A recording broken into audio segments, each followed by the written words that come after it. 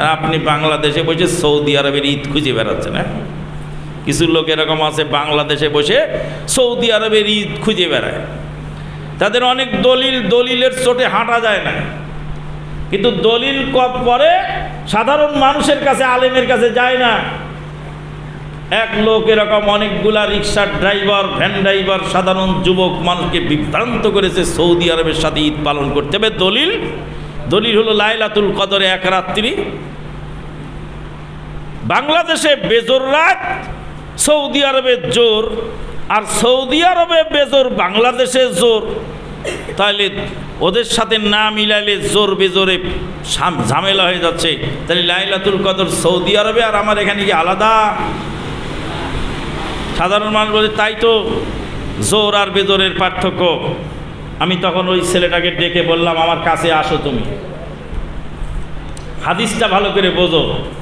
রাসূলুল্লাহ সাল্লাল্লাহু আলাইহি সাল্লাম বলেছেন, আল্লাহ পাক প্রথম আসমানে নেমে আসেন রাতের 3 ভাগের 2 ভাগ চলে যাওয়ার পরে। আল্লাহ পাক প্রথম আসমানে নেমে আসেন কখন? রাতের 3 ভাগের 2 ভাগ চলে যাওয়ার পরে শেষ 3য় ভাগে আল্লাহ প্রথম আসমানে নেমে আসেন। আর বান্দাকে বলেন, কে আসো ক্ষমা প্রার্থী, আমার কাছে চাও, আমি ক্ষমা করব। তো বললাম ওই ছেলেটাকে, আপনি কি সৌদি আরবের শেষ রাতে আল্লাহকে ডাকবেন না বাংলাদেশের শেষ রাতে? সারা বিশ্বের শেষ রাতে। আপনার বাংলাদেশে যখন শেষ রাত হয়, আর এক দেশে তখন সন্ধ্যা রাত, আর এক দেশে তখন সকালবেলা, আর এক দেশে তখন দুপুরবেলা। বাংলাদেশে তখন শেষ রাত, আপনি যখন তাহাজ্জুদ পড়েন তখন পৃথিবীর অন্য দেশে দুপুরবেলা ওরা জোহর পড়ছে। ওদের আল্লাহ কখন নামে, তোমার আল্লাহ কখন নামে? জবাব দাও। তুমি শেষ রাতে আল্লাহকে ডাকবে, আল্লাহ প্রথম আসমানে নেমে এসেছে। তা আল্লাহ তো প্রথম আসমানে নেমেছে শেষ রাতে, কিন্তু কোন দেশের শেষ রাতে তাই বল না। আল্লাহকে তুমি কোন দেশের শেষ রাতে ডাকবা? আল্লাহ কোন দেশে কখন নামেন, কোন দেশে দিন হয়, কোন দেশে রাত হয়, এসব গবেষণার দায়িত্ব আল্লাহ আমাকে দেননি। আদার ব্যাপারী, খবরদার জাহাজের খবর নিতে যাবা না। আমার আল্লাহ প্রথম আসমানে নেমে আসেন শেষ রাতে। কোন দেশে শেষ রাত হয়, কোন দেশে সকাল রাত হয়, কোন দেশে দুপুর হয়, কোন দেশে বিকাল হয়, এত গবেষণা করার সময় আল্লাহ আমাকে দেন নাই। আমার দেশের শেষ রাতে আমি উঠি তাহাজ্জুদ পড়ব, আল্লাহকে ডেকে বলব, আল্লাহ তুমি আমাকে ক্ষমা করে দাও, তুমি আমাকে রুজি দাও, তুমি আমার জ্ঞান বৃদ্ধি করে দাও, তুমি সন্তান সন্ততি বারাকা দান করো। তাহলে তুমি শেষ রাতে আল্লাহকে ডাকবে তোমার দেশের শেষ রাতে। তাহলে জোর না বেজোর, জোর না বেজোর, এত চিন্তা তোর মাথার মধ্যে ঢুকালো কেনা? তুমি যখন শেষ রাত পালন করছো, যখন আল্লাহকে ডাকছো, তখন তোমার দেশের শেষ রাত আর এক দেশের বেলা দুপুর বেলা জোহর পড়ছে। সেখানে তোমাকে কে শিখিয়েছে সব গবেষণা? তারপর আর একটা দলিল দিচ্ছে যে 3 ঘন্টার জন্য কি 3 ঘন্টার জন্য কি 3 ঘন্টার জন্য কি একদিন বাতিল হয়? 3 ঘন্টার জন্য একদিন বাতিল হয়? সৌদি আরবের সাথে বাংলাদেশের টাইম শিডিউল 3 ঘন্টা আগ পিছ, তাই জন্য একদিন বাতিল হয়। কথা তো যুক্তিসঙ্গত, একদিন আবার বাতিল হয় কেমনে? 3 ঘন্টার কারণে। বললাম যুবক, 3 মিনিটের কারণে একদিন বাতিল হয়, তুমি জানো না খবর? 3 মিনিটের কারণে একদিন বাতিল হয়, আর 10 মিনিট 11 মিনিটের কারণে 1 বছর বাতিল হয়ে যায়।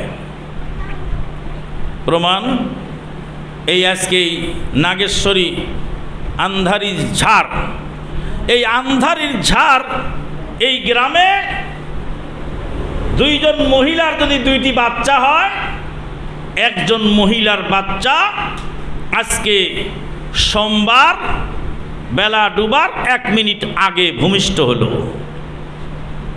এই বাচ্চাটার জন্মদিন হলো সোমবার, ওর আকিকা হবে আগামী রবিবারে। বেলা ডুবার 1 মিনিট পরে আর এক বাচ্চা ভূমিষ্ঠ হলো আর এক মহিলা।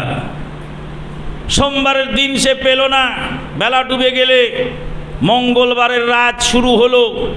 ওই বাচ্চার জন্মদিন মঙ্গলবার, ওর আকিকা হবে আগামী সোমবারে। ও যুবক, 3 মিনিটের ব্যবধানে আকিকা একদিন আগে পরে হবে, মাসলার কি বলো তুমি? কথা বোঝা যায়? ক্লিয়ার?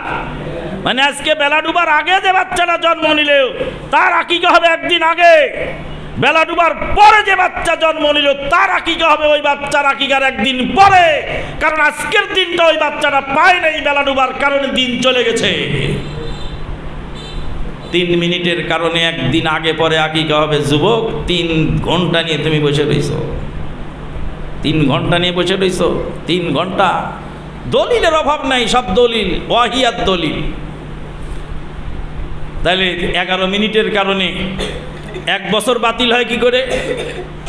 কুরবানির লাস্ট শেষ টাইম হলো কুরবানি 13ই জিলহজ। 13ই জিলহজ দিনটা শেষ হয়েছে। এটা কখন আমি বুঝতে পারবো? যখন 13ই জিলহজের বেলাটা ডুবে যাবে। 13ই জিলহজের বেলা ডুবলে বোঝা গেল আজকে 13ই জিলহজ কি হয়ে গেল? শেষ হয়ে গেল। আজকে 13ই জিলহজ তারিখ, চিটাগাঙের বেলা ডুবে গেছে। চিটাগাঙে বেলা ডুবে গেছে। নাগেশ্বরী ভুরুঙ্গামারিতে এখনো বেলা ডোবে নাই, 11 মিনিট বাকি আছে। চিটাগাঙের সাথে আপনাদের বেলা ডুবার টাইম কতটুকু ডিফারেন্স? হ্যাঁ, 7-8 মিনিট। চিটাগাং থেকে নাগেশ্বরীতে 7-8 মিনিট, আলহামদুলিল্লাহ 7 মিনিট। তাহলে 7 মিনিট আগে চিটাগাঙে বেলা ডুবে গেছে। তার মানে চিটাগাঙের জিলহজ মাসের 13 তারিখের বেলা ডুবে গেলে চিটাগাঙের জিলহজ মাস কি হয়ে গেছে? নাগেশ্বরীতে এখনো 7 মিনিট বাকি আছে বেলা ডুবা।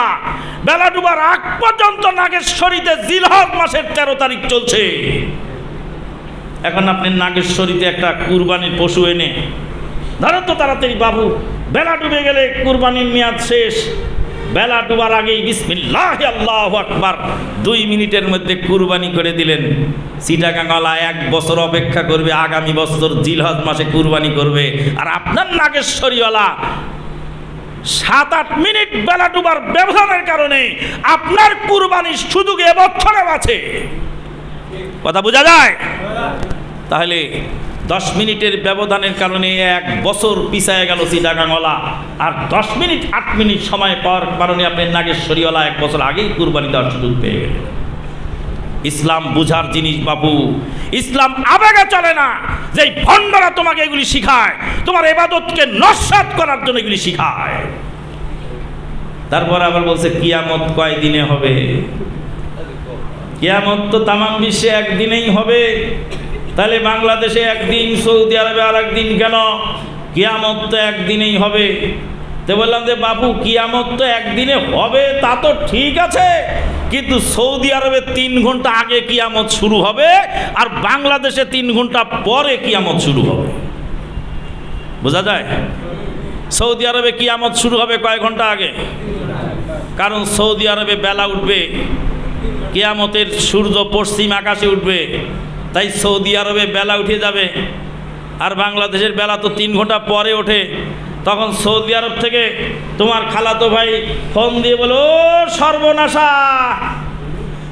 সৌদি আরবে পশ্চিম আকাশের সূর্য উঠেছে, বলো তুই নাগেশ্বরীওয়ালা এখনো তোর 3 ঘন্টার সময় আছে রে, তওবা পরে মানুষ হ, নাহলে কিয়ামত এসে গেল। বলেন তো, বোঝেন কিছু? কিয়ামত কি সৌদি আরবে 3 ঘন্টা আগে হবে না তামাম বিশ্বে একসঙ্গে হবে? তা আজকে তো বেলা 3 ঘন্টা আগে ওঠে, এখানে 3 ঘন্টা পরে ওঠে। আজকের হিসাব তুমি কিয়ামতের দিনের সাথে মিলাও কেন? এত বড় পচা মাথা নিয়ে কেন তুমি সব ফতুয়াবাজি করে বেড়াও? কিয়ামত হবে সারা বিশ্বে একসঙ্গে। কিয়ামতের সূর্য যখন পশ্চিম আকাশে উঠবে, তামাম বিশ্বের সমস্ত মানুষ একসঙ্গে সূর্য দেখতে পাবে। তা আজকের দিনের সঙ্গে তুমি কিয়ামতের দিনের তুলনা করো কেন?